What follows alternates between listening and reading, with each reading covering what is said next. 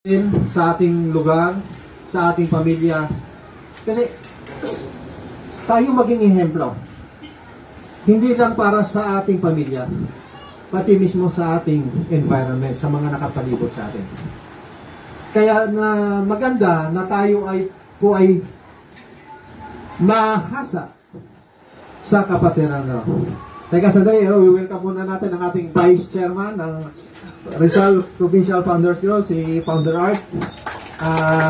Pasensya na kayo sa kanya kasi malayo pang pinanggalingan, pero tayo ano lang, wag tayo maging seryoso, di ba? Kasi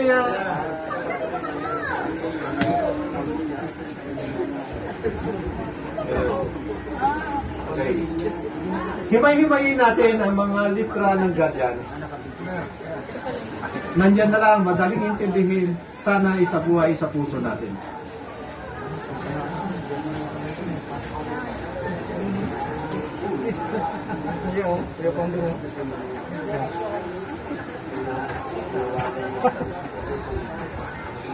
Yung ating Vice Chairman, para